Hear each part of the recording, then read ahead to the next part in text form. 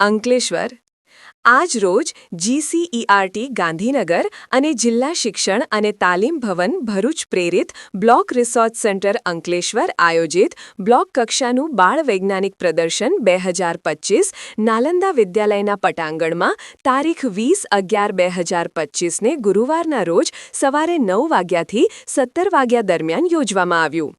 આ પ્રસંગે તાલુકા પંચાયત ઉપપ્રમુખ તૃપ્તિબેન જાની અને તાલુકા પ્રમુખ પુષ્પાબેન પટેલ અને વિદ્યાલયના આચાર્ય સુધાકર રાય દ્વારા દીપ પ્રગટાવી કાર્યક્રમની શરૂઆત કરવામાં આવી।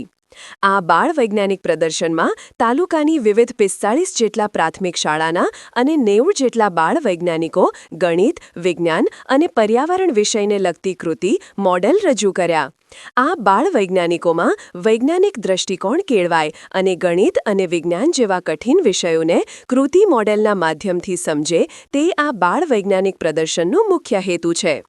આ પ્રદર્શનમાં ભાગ લેનાર તમામ બાળ વૈજ્ઞાનિકોને આપના પ્રેરણા, પ્રોત્સાહન અને માર્ગદર્શન મળે તે માટે 4000થી વધુ વિદ્યાર્થીઓ દ્વારા આ પ્રદર્શનની મુલાકાત લેવા આવ્યું। गुड मॉर्निंग एवरीवन, मैं Sudhakar Rai, principal of Nalanda high school. आज हमारे विद्यालय में BRC कक्षा का विज्ञान मेले का आयोजित किया गया है। लगभग 2 महीने पहले हमारे विद्यालय में CRC कक्षा का विज्ञान मेला था। उसमें प्रथम आए जितने CRC के प्रथम आए विद्यार्थी थे उन सबका आज हमारे विद्यालय में उनका विज्ञान मेले का आयोजन किया गया है।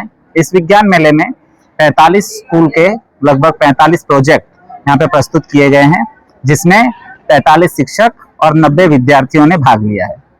और हमने आज विद्यार्थियों का उत्साह बढ़ाने के लिए उनके नाश्ते की और उनके भोजन की व्यवस्था की है। साथ ही जो विद्यार्थी यहाँ पर विजयी होंगे उनके लिए ट्रॉफी की और सभी विद्यार्थियों के लिए प्रमाण पत्र की व्यवस्था की गई।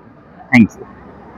आज रोज GCERT અને જિલ્લા શિક્ષણ તાલીમ ભવન પ્રેરિત BRC કક્ષાનું વિજ્ઞાન પ્રદર્શન નાલંદા વિદ્યાલયમાં યોજાયેલ હતું, જેમાં કાર્યક્રમના અધ્યક્ષ તરીકે તાલુકા પંચાયતના પ્રમુખ શ્રી પુષ્પાબેન પટેલ, શાળાના આચાર્ય શ્રી સુધાકરભાઈ રાય, BRC કોર્ડિનેટર શ્રી વિજયભાઈ પટેલ, RSSના મહામંત્રી શ્રી કમલેશભાઈ, વિજ્ઞાન સલાહકાર PB પટેલ સાહેબ, CRC મિત્રો, તૃપ્તિબેન જાની, SSS સ્ટાફ, શાળાનો સ્ટાફ, માર્ગદર્શક શિક્ષક મિત્રો અને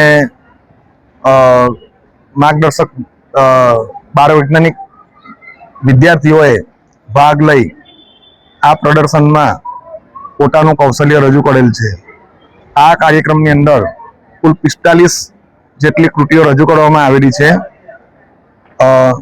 45 માર્ગદર્શક શિક્ષકો અને 90 જેટલા વિદ્યાર્થીઓ પોતાની કૃતિઓ રજૂ કરેલ છે। નમસ્કાર, મારું નામ હેમાક્ષીબેન નિમુલભાઈ વસાવા છે। મારું નામ સાક્ષી દેવેન્દ્ર છે। અમારી શાળાનું નામ કન્યા શાળા કોસંબી છે। હું ધોરણ 8માં ભણું છું। અમારા પ્રોજેક્ટનું નામ AI base home automatic system છે। અમારા પ્રોજેક્ટનો હેતુ કોઈપણ ઇલેક્ટ્રિકલ સર્કિટને વોઇસ કમાન્ડની મદદથી ચાલુ થતા બંધ કરવા અમારા પ્રોજેક્ટનો મુખ્ય હેતુ છે। સિદ્ધાર્થ વિદ્યુતીય ચુંબકીય તરંગો વડેની અંતર વિદ્યુત ઉર્જાને અન્ય ઉર્જામાં રૂપાંતર, જેમ કે ધ્વનિ અને પ્રકાશ, ધ્વનિ ઉર્જાનો વિદ્યુત ઉર્જામાં રૂપાંતરણ, સાધનો AI circuit, transformer, plug, ready board, socket વગેરે વસ્તુનો ઉપયોગ કરી અમારો પ્રોજેક્ટ તૈયાર થયો છે। રચના સૌપ્રથમ આપણે AI સર્કિટ તૈયાર કરી AI સર્કિટની બાજુમાં ટ્રાન્સફોર્મરના છેડાનું જોડાણ કરીશું। ટ્રાન્સફોર્મર સાથે પ્લગના છેડાનું જોડાણ કરીશું। AI સર્કિટની સામે રેડી બોર્ડના છેડાનું જોડાણ કરી રેડી બોર્ડ સાથે સોકેટના છેડાનું જોડાણ કરીશું। AI સર્કિટ સાથે માઇક્રોફોનના છેડાનું જોડાણ કરીશું। નમસ્કાર, હું પટેલ રિદ્ધિ અને હું વસાવા પ્રિન્સ। અમે આજ રોજ વિજ્ઞાન મેળો યોજાયો છે, જેમાં અમે અમારી પ્રાથમિક શાળા જુના બોર્ડ બતાવે શાળામાંથી અમારી કૃતિ લઈને આવ્યા છે। અમારા પ્રોજેક્ટનું નામ માટી સ્વસ્થ જમીન અને સ્વસ્થ ખેતી છે। અમારા પ્રોજેક્ટમાં બધું કુદરતી ખેતી કરવામાં આવે છે, જેમાં સારો પાક ઉગાડવામાં આવે છે અને ઘણી ગાયનું ઘર, બીજાઓ નિવાસ સ્થળો બનાવવામાં આવ્યા છે અને શાકભાજી ઉગાડવામાં આવ્યા છે, જેમાં જીવામૃત બનાવવામાં આવ્યો છે। અમારા પ્રોજેક્ટનો સિદ્ધાંત છે કે માટી જીવન છે અને તેમાં કરોડો સૂક્ષ્મ જીવો હોય છે અને રાસાયણિક ખાતરો માટીની રચનાને ખરાબ કરે છે જ્યારે કુદરતી પદ્ધતિઓ તેને પોષણ આપે છે, જેમ કે જીવામૃત, ધન જીવામૃત, મલ્ચિંગ પેપર એવા બધા આ પદ્ધતિ નેચરલ ફાર્મિંગ અને સસ્ટેનેબલ એગ્રીકલ્ચરના સિદ્ધાંત પર આધારિત છે.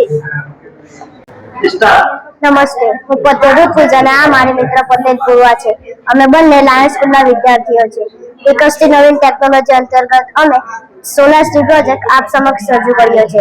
સોલાર સ્ટીલ એક સરળ ઉપકરણ છે જે સૂર્યની ઉર્જાનો ઉપયોગ કરીને સમુદ્રના ખારા કે અશુદ્ધ પાણીને શુદ્ધ કરી પીવા લાયક બનાવે છે. તે પાણી શુદ્ધિકરણ માટે કુદરતી વોટર સાયકલનું કામ કરે છે. સિદ્ધાંત તે બાષ્પીભવન, સંકલન અને સૂર્યની ઉર્જા આધારિત કાર્ય કરે છે. હવે આ સોલાર સ્ટીલ કઈ રીતે કાર્ય કરે છે તે તમને મારી મિત્ર પૂર્વા સમજાવશે. સોલાર સ્ટીલ પ્રોજેક્ટમાં એક પાત્ર લેવામાં આવે છે. એ પાત્રમાં સમુદ્રનું ખારું કે અશુદ્ધ પાણી ભરવામાં આવે છે. એ પાણીની ઉપર એક એક્રેલિકની શીટ લગાવવામાં આવે છે જેથી સૂર્યના કિરણો અંદર જઈ શકે. આ ઉપરાંત જ નહીં, 4 અરીસા લગાડેલા જોવા મળે છે. આ અરીસાનું કાર્ય છે કે સૂર્યની કિરણોનું પરાવર્તન કરી એક જગ્યાએ બિંદુ ભેગા થાય છે. ત્યાં અરીસાનું મુખ્ય કેન્દ્ર કહે છે. અરીસાના મુખ્ય કેન્દ્ર પર ગરમી વધુ પડવાથી બાષ્પીભવનની ક્રિયા ઝડપી બને છે અને પાણી વધુ ઝડપથી ગરમ થાય છે. ઉપર એક પિરામિડ લગાવવામાં આવ્યું છે. અંદરના પાણીની વરાળ બાષ્પીભવન થવાથી અંદરના પાણીની વરાળ બને છે. એ પાણીની વરાળ પિરામિડ પર વરાળ સ્વરૂપે તળે છે. એ પાણીની વરાળ એક શુદ્ધ પાત્રમાં ભેગું થાય છે. આ પાણી ખૂબ શુદ્ધ હોય છે. હવે આ પ્રોજેક્ટની ખાસિયતો અને ફાયદા એ છે કે આ પ્રોજેક્ટ બનાવવા માટે કોઈ પણ ખાસ પ્રકારની મશીનની જરૂર પડતી નથી તથા ઓછી કિંમતનું સાધન છે. તે પ્રદૂષણ કરતું નથી તથા કોઈ પણ પ્રકારનું પર્યાવરણને નુકસાન પહોંચાડતું નથી. ગ્રામ્ય અને દરિયાકાંઠાના વિસ્તારોમાં આ પ્રોજેક્ટ ખૂબ જ ઉપયોગી નીવડે છે, જે દરિયાના પાણીને અથવા અશુદ્ધ પાણીને શુદ્ધ કરી પીવા લાયક બનાવે છે. આ રીતે મેળવેલું પાણી માનવજાત માટે ખૂબ જ ઉપયોગી છે, જેમાં પિરામિડ જેવી ડિઝાઇન, નેનો મટીરિયલ જેવી વિકસિત ટેકનોલોજીનો ઉપયોગ કરીને પાણીનું મોટા પાયે શુદ્ધિકરણ કરી શકાય છે. હાલમાં ભાવનગરમાં આવેલી CSMCRA central salt and marine common research institute research centre દ્વારા આ પ્રોજેક્ટ પર કાર્ય થઈ રહ્યું છે. આ સંસ્થા સોલાર સ્ટીલ દ્વારા સમુદ્રના પાણીમાંથી શુદ્ધ પાણી મેળવવાનું કાર્ય કરે છે.